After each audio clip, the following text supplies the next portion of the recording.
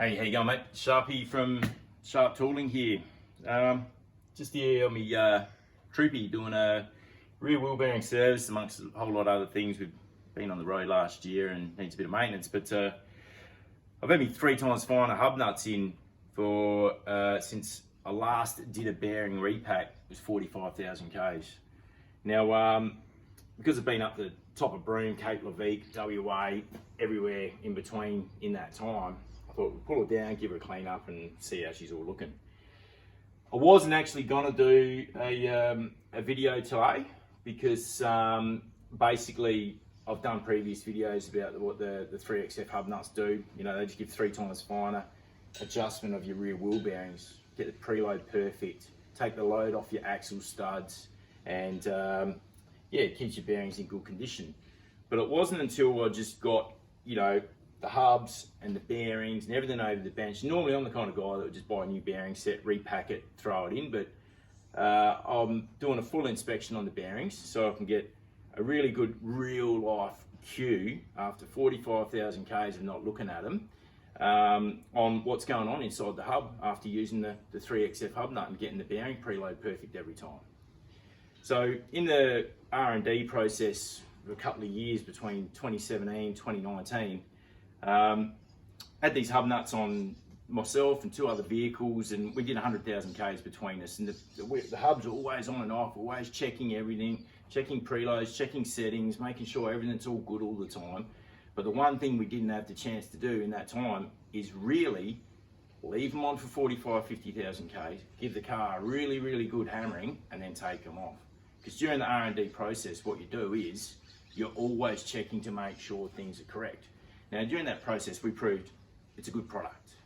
Now, in the real life of leaving Adelaide, going up to WA, going to Broome, back down now, I'm doing some preventative maintenance. I've realised a couple of things. So, well, not realised, it's confirmed a couple of things. So, we'll go around the bench. All right, so just on my workbench here, I've got all the front hubs. I'm not worrying about that, it's a different story. But we've got the rear hubs here.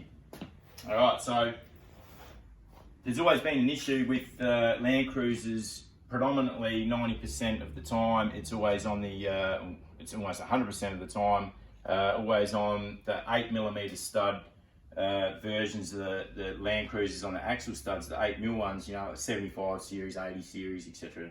They always seem to be breaking axle studs on the rear hubs. And it always comes down to that same old chestnut. You haven't got your bearing play right. So this was the catalyst for me to start working on this project, you know, the best part of 5 years ago now. And was to, how can we stop these axle studs from breaking? And that always comes back to, you've got to get your bearing adjustment right. That's all well and good. That's all absolutely perfect. And it's true. But I believe a bulk of the issue is with guys doing their bearings. I don't think they understand how these hub nuts work correctly. So this is the end of the differential. Got the keyway on the top where your washer goes, your lock washer, and this nut screws on like so. So we often see in the industry is if you get confused about how to set this nut correctly, you don't know where to put your set screws, which I don't have two of the set screws here, but it works like this with the standard Toyota nut. So on the end of the differential, you've got 4 marks, okay? Those 4 marks are critical for the operation of your nut and the way that it locates onto your stub axle. And that's purely for this one reason. And it's very basic, and people want to get clever about it.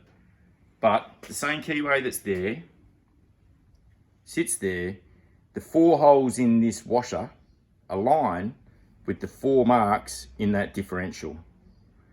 Now this is the critical component of holding the hub on your Toyota axle.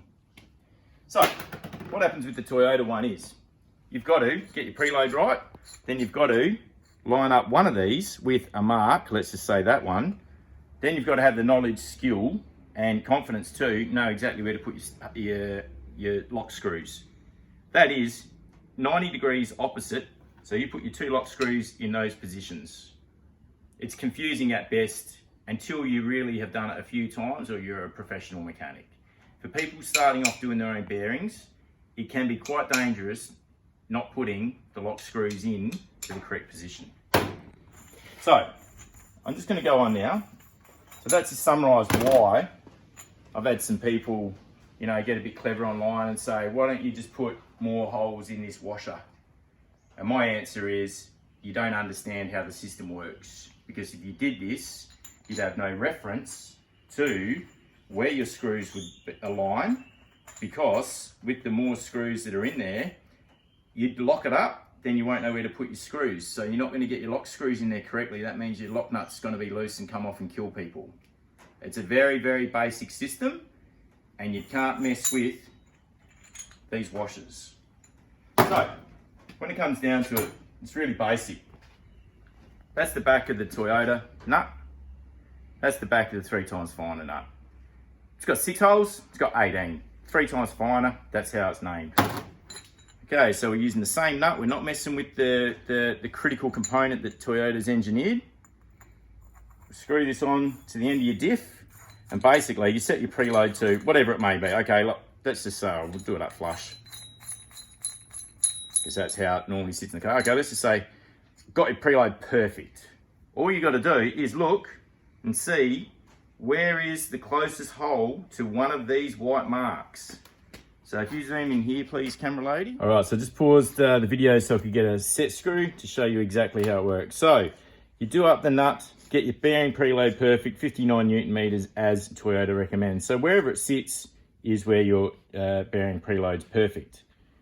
So then you need to make a choice at this point. Where is the closest hole to the white marks? Now, as you will see, with this nut, this hole here lines up perfectly with that white mark. This hole here is out by half a hole.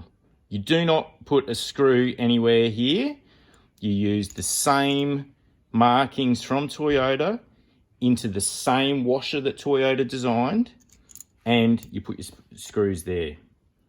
One screw there, one screw on the opposite, you lock it in. So where it at fall, you got 59 Newton meters and it went perfectly there. You just choose its closest setting. So again here, okay, it's kind of in between. You can see there, it's almost at that setting there.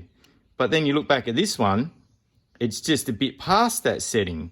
So all you got to do is release that back just a touch, and you've got the spot to put your nuts, your screws, sorry. That's how the 3xfiner nut works. And you align the screws in the same lock part of this washer here that Toyota has designed. That's how you get the 3xfiner adjustment, because the 18 holes are in the nut, and you can always got a reference on how to lock this nut off correctly so it doesn't come undone and you don't have hubs coming off and you're not killing people on the road. All right, now that we've got that out of the way, the next point is having the ability to do the 3xfiner adjustment has basically, it made me reflect back, because I've cleaned these hubs up.